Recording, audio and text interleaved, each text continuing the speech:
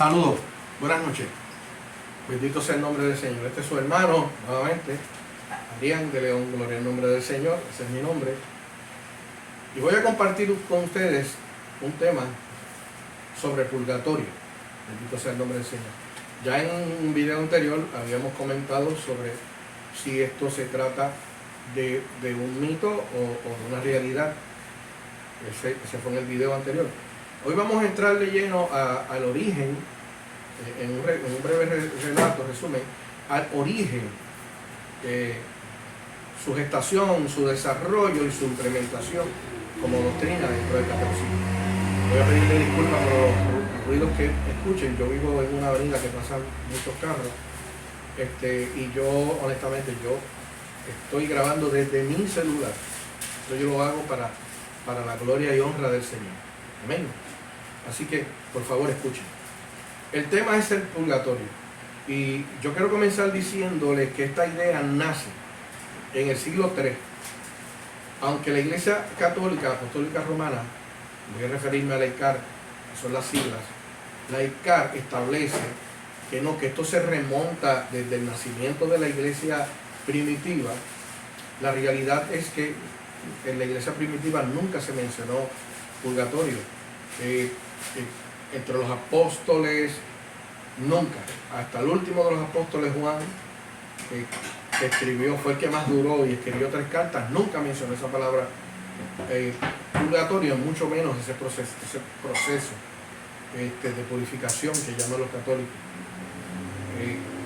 Purgatorio, o la ICAR, por el nombre del Señor. Ahora bien, solemnemente hablando, dice aquí que esta doctrina fue ratificada en el Concilio de Trento en el año 1546. Hay un dato muy curioso, que es que Benedicto XVI negó la existencia de esto. Luego, llamado a capítulo, tuvo que rectificar diciendo que él no se refería a que no existía, sino que sí existe, pero no de la forma que la Iglesia por siglos y en su catecismo lo explica y lo dice, sino que es un estado interno de cada persona, una experiencia interna de cada persona. Me interesa una experiencia de fuego. Bueno, yo no sé cómo es eso, no lo entiendo. Ahora, qué triste final para los que creen en este rol. Mire, solo hay una oportunidad en esta vida. Quiero que me entiendan, hermano. Solamente hay una oportunidad en esta vida. Después de la muerte ya no habrá otra oportunidad. En esta vida, después de la muerte, ya no habrá otra oportunidad. La sangre de Jesucristo hizo perfecto todo, toda hora.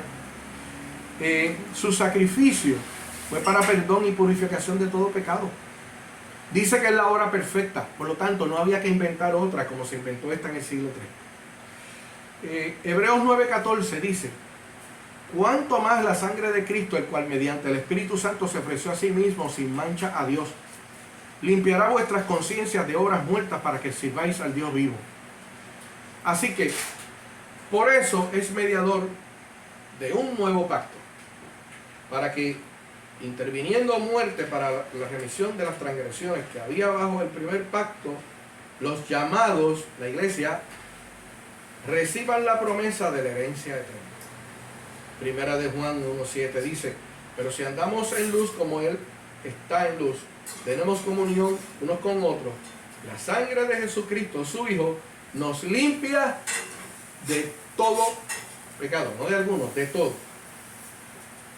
Ya Cristo limpió y purificó todo, hermano, por nosotros. Por eso, como creyente, yo como creyente, y que pienso, al igual que Jesucristo, que todas las almas necesitan ser salvas, y deseo, ese es mi deseo. Mi deseo nace del deseo del Señor, de que todos seamos salvos. Es por tal motivo que toco este tema y otros más. En este momento voy a tocar el purgatorio porque yo nací, me crié en esta religión y fui un servidor de esta religión. No un servidor de domingo, ni de un día, 2 días a la semana, 7 días a la semana, 24 horas al día. Es más, le voy a decir, 8 días a la semana, 30 horas al día. Eso es pasajera, por el nombre del Señor. Vamos a ver el fundamento católico sobre el purgatorio. En la primera parte, con el tema la profesión de la fe, nace la segunda sección con el tema la profesión de la fe cristiana, del cual nace el capítulo 3 con el tema creó en el Espíritu Santo. Y de ahí surge el artículo 12 con el tema creó en la vida eterna, y de ahí surge el artículo 3, la purificación final o purgatorio. Y dice en 1030, las que mueren o los que mueren en la gracia y en la amistad de Dios, pero imperfectamente purificados. O sea, que está diciendo que la sangre de Jesucristo no fue suficiente, aunque están seguros de su eterna salvación. Formidable esto es como entenderlo. Si usted trata de llevar esto a través de la Biblia. Sufren después de su muerte una purificación a fin de obtener la santidad necesaria para entrar en la alegría del cielo. ¿Qué está diciendo? Que la purificación a través de la sangre de Cristo no es suficiente, no fue suficiente el sacrificio que hizo Cristo, el esfuerzo que hizo allí, y que usted va a tener que, por sus propios méritos, ganarse la salvación. Eso es lo que está diciendo. Porque si no se la gana, usted va a tener que estar ahí en el purgatorio hasta que usted cumpla. Y mire qué contradictorio, que ellos dicen que aunque usted esté en el purgatorio, usted es salvo, pero si usted nunca sale del purgatorio, usted como quiere salvo. Y para asegurarse de que usted salga, tiene que mucha gente aquí pagar la misa, la novena, el rosario, muchos rosarios, y ellos entienden que a hombres como usted, que tampoco pudieron ser purificados por la sangre de Cristo, Dios los va a escuchar. Eso es un disparate. Mire, el 1031 dice, la iglesia llama purgatorio a esta purificación final, le llama la purificación final de los elegidos, que es completamente distinta del castigo de los condenados.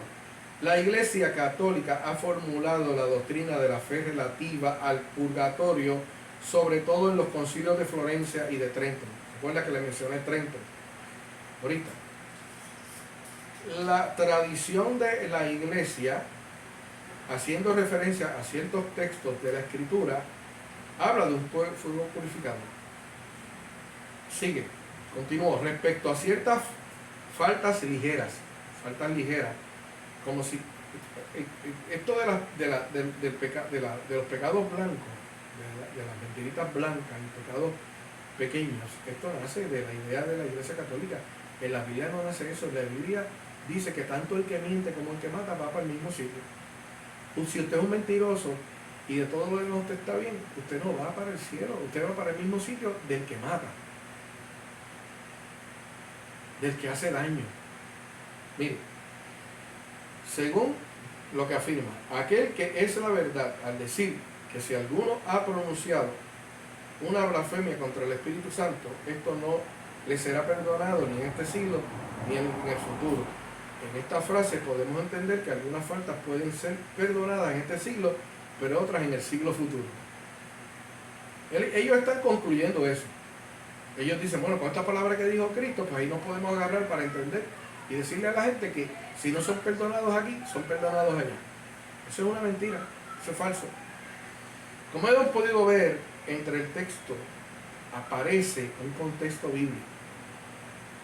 1 Corintios 3:15, 1 Pedro 1:7, Mateo 12:30-31, y luego van a ver a 2 de Macabeo. Vamos a ir uno por uno. Ya vimos el fundamento católico, ¿verdad? El dogma católico, que dice su catecismo. Vamos a ver lo que dice la Biblia. Vamos a ver si estos textos aislados que ellos nos traen sustentan o sostienen la base de su doctrina. Número 1, 1 Corintios 3:15 dice, si la obra de alguno se quemara, si se quemara es que pasa por fuego, él sufrirá pérdida, si bien él mismo será salvo, aunque así como por fuego. Consideremos el hecho de que cuando el apóstol escribe esto, se lo escribe a unos hermanos que él llama, un par de versículos arriba, antes, él llama ignorantes, llama carnales. El 3.15 no se refiere a un purgatorio. 1 Corintios 3.15 no se refiere a un purgatorio. Escuche bien, se refiere a la responsabilidad de nosotros, como creyentes, de cuidar nuestros pasos. Por eso es que en la iglesia de nosotros se le enseña a la gente a apartarse de todas las costumbres del mundo. Un cristiano no puede estar por ahí bebiendo, no puede estar brincando y saltando y bailando, no puede estar fumando. Y no es que no puede, es que no quiere. Porque dice la palabra, he aquí las cosas viejas pasaron y todas las demás cosas son hechas nuevas. Lo viejo pasó y todo es hecho nuevo. Y un creyente aborrece todas esas cosas. Un verdadero arrepentido. Por eso, si usted todavía sigue gustando de estas cosas, todavía tiene tiempo de pelear la buena batalla de la fe y buscar más de Dios. Porque todavía está vivo. Mire, también tiene que tener cuidado y cuidar la forma en que administra. Usted administra los talentos que Dios le da. ¿Ok? Los dones que Dios le ha dado. Y este versículo en su contexto añade la advertencia sobre las consecuencias de obrar mal. Y esa consecuencia la vas a enfrentar en esta vida, no en la otra. Buenas o malas. No olvidemos, hermanos, el mensaje de la iglesia de Tiatira. Vaya al capítulo 2 de la Biblia, del libro de Apocalipsis. Busque los mensajes de las iglesias. Vea el mensaje de Tiatira. Una iglesia que fue condenada por el Señor. El Señor pasó juicio sobre ella y no fue hallada bien en sus obras. Dice que ahí había una mujer que, haciéndose pasar o creyendo que era profeta, hacía caer en fornicación y adulterio a sus hermanos. Y el Señor dice, si no se arrepiente, la voy a pasar por una prueba de fuego, la voy a pasar por una gran tribulación, la voy a poner en cama, enfermedad terrible. No solamente a ella, sino a los que fornican con ella. Estamos hablando de una fornicación y un adulterio espiritual, donde dentro de la iglesia se estaban abrazando otras doctrinas, mezclándolas, haciendo sincretismo y siguiendo las costumbres del mundo. Y el Señor le advierte. Varias veces en la Biblia, hermanos, esa prueba se le llama la prueba de fuego. Entonces los hermanos católicos están confundidos cuando creen que prueba de fuego es purgatorio. No, la prueba de fuego es la prueba que nosotros pasamos aquí en la tierra. Mire lo que dice 1 Pedro 4:12. Amados, no os sorprendáis del fuego de prueba que os ha sobrevenido. ¿Ven? Os ha sobrevenido. No puede ser el purgatorio, porque el purgatorio, según ellos, después de la muerte. Aquí dice de una prueba que ya vivieron, están vivos y ya pasaron esa prueba. Dice, no se sorprendan del fuego de prueba que os ha sobrevenido. O sea, no es que le vino solamente, sino que todavía lo están pasando. Como si alguna cosa extraña os aconteciese. Prueba de fuego, no es purgatorio, son las pruebas aquí. Pruebas que el Señor nos tiene que permitir para que nosotros, aleluya, enderecemos nuestros caminos. Porque el Señor nos habla y nosotros no hacemos caso. Mire, vamos a seguir con Mateo 12:30-31. Otro texto bíblico que ellos utilizan para sostenerlo. Por tanto os digo, todo pecado y blasfemia será perdonado a los hombres, mas la blasfemia del Espíritu Santo no le será perdonada. Mire, no puede haber una contradicción. En la Biblia tenemos que dice que todo pecado, aquí, en la tierra, toda maldad, el Señor, a través de su sangre, su sacrificio de sangre, los perdonó y los limpió de cada uno de nosotros. Todo, no dice un poco, No todo, dice. Primero de Juan 1:9. Si confesamos nuestros pecados, Él es fiel y justo para perdonar nuestros pecados y limpiarnos de toda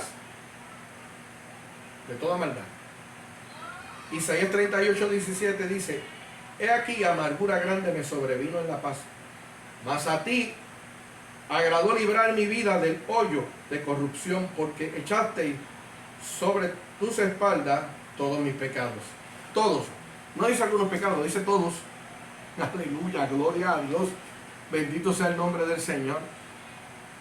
Entonces, la palabra de Dios establece que el pacto de Cristo con los hombres, ese pacto, ese nuevo pacto, es un pacto que incluye en beneficio nuestro el perdón de nuestros pecados, la transformación espiritual nuestra, la purificación nuestra, hasta llevarnos a esa estatura de Cristo, para que cuando llegue la hora, nosotros seamos hallados perfectos mediante el sacrificio de Cristo ante el Padre.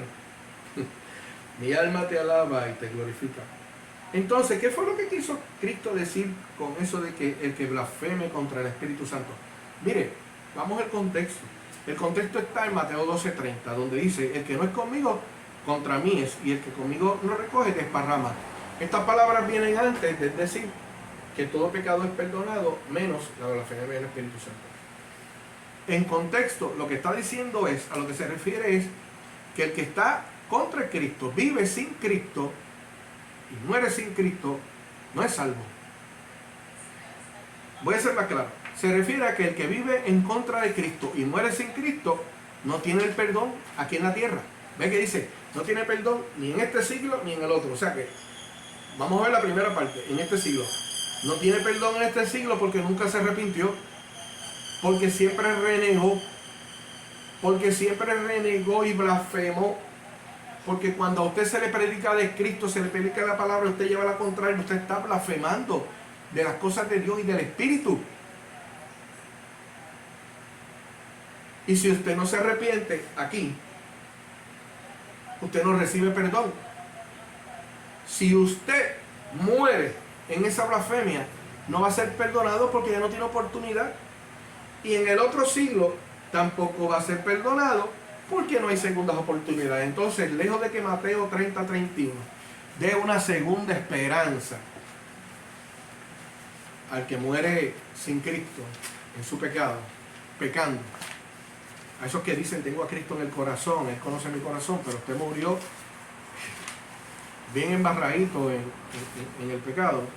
No, hermano, no hay segunda oportunidad. Mire, estamos llegando al final. Primera de Pedro 1:7 dice: para que sometida a prueba vuestra fe, mucho más preciosa que el oro el cual, aunque perecedero, se prueba con fuego. Usted sabe que el oro se prueba con fuego. Búsquelo. Se prueba, se refina, se purifica con fuego. Sea hallada en alabanza, gloria y honra cuando sea manifestado Jesucristo. Volvemos aquí, la prueba de fuego es aquí. No hay purgatorio, no existe. El apóstol conocía muy bien esta doctrina, hermano, y estaba muy inconsciente de que esas experiencias o pruebas de que la Biblia habla solo son en esta tierra. Y mire lo que dice, para sostener lo que yo le estoy diciendo. Porque eso de que usted muera aquí para seguir sufriendo allá, eso no es cierto. Si usted muere en Cristo, no va a seguir sufriendo allá. El que muere sin Cristo, sin salvación, el que muere confesando a Cristo con sus labios, pero no con su corazón. Cuando digo con su corazón, es dando el ejemplo y buen testimonio de que es un cristiano, creyente. Ese sí, allá va a seguir sufriendo sin otra oportunidad.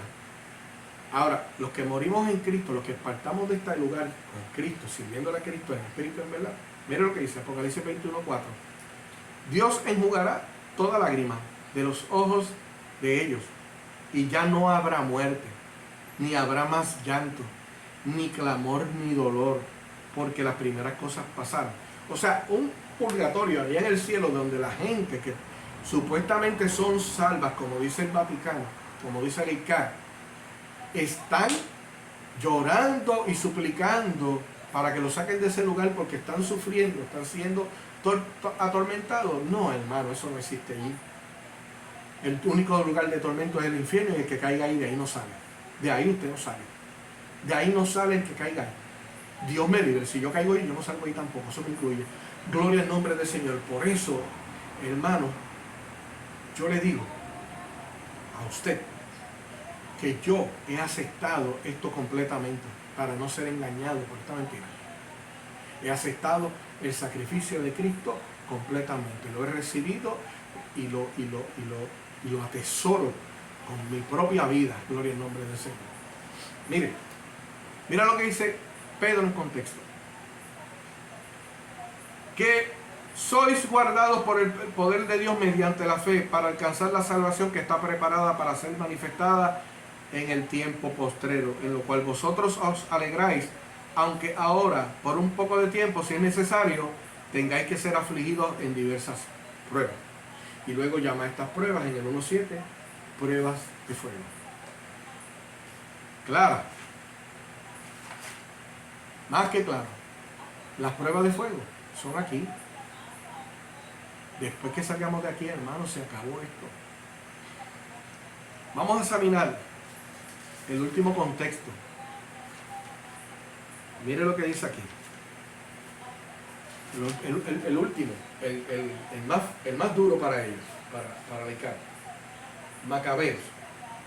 Pues yo quiero decirles que revisen en Macabeo, que el libro de Macabeo, incluyendo la Enciclopedia de Barcelona, dice que no es un libro inspirado, porque el mismo autor acepta que esto lo escribió con el propósito de entretener. Mire, vamos a leerlo exactamente como dice. Mire cómo dice. Segundo Macabeo 2.25. Nos esforzaremos por ofrecer entretenimientos a los que leen por el solo gusto de leer, facilidad a los que quieren aprender de memoria y, en fin, utilidad a todos los que lean este libro. Nunca afirmó haber sido inspirado por el Espíritu Santo el autor de Macabeo. Nunca afirmó ser un profeta, ni tampoco afirmó escribir a nombre de un profeta. Mire, el mismo autor declara que estos libros no son de inspiración divina, no tienen que ver nada con el Espíritu Santo. Mire cómo dice: yo termino mi narración. Esto cuando termina Macabeo, dice el autor, yo termino mi narración, no la de Dios, no la palabra de Dios. ¿Ve la diferencia con los demás libros sagrados? Cuando citan, así dice el Señor, este dice no, este dice es mi narración. Y sigo citando. Si está bien escrita y ordenada, esto fue lo que yo me propuse. Pero si es mediocre y sin valor, es solo lo que pude hacer. Así como no es agradable beber vino ni agua solos, en tanto que beber vino mezclado con agua es sabroso y agradable al gusto. Del mismo modo, en una obra literaria, la variedad del estilo agrada a los hombres, a los oídos de los lectores, mejor dicho. Y con esto termino mi relato. Capítulo 15, versículo 37 al 39. Hermano, él dice que su estilo es uno con el cual él pretende agradar a los hombres. La Biblia no es para agradar a los hombres. La Biblia es para dirigir a los hombres por el camino correcto, no para agradarte. Porque si tú tienes una costumbre que no quieres dejar, no te va a agradar dejarla. Pero si tú vienes a Cristo de todo tu corazón, tú la vas a aborrecer y vas a querer dejarla. La doctrina del purgatorio, vuelvo a repetir, sigue siendo una doctrina errónea, falsa. Esa doctrina del catolicismo es falsa. Para nosotros los cristianos es un horror que ha llevado a tantas vidas al sufrimiento eterno. Yo te exhorto que tomes esta información no para condenar, sino para predicar el Evangelio, sino para hacer un llamado a salvación. Ten misericordia de los que todavía viven en este error, como Dios la tuvo contigo y conmigo. Cuando discutas esto, hazlo en el amor del Señor. no traigas esto para contiendas ni vanas discusiones. Te deseo que la paz del Señor Jesucristo gobierne tu casa y que la mayor de las bendiciones caiga y permanezca sobre ti. En el nombre de Jesús. Gracias, Señor. Me despido.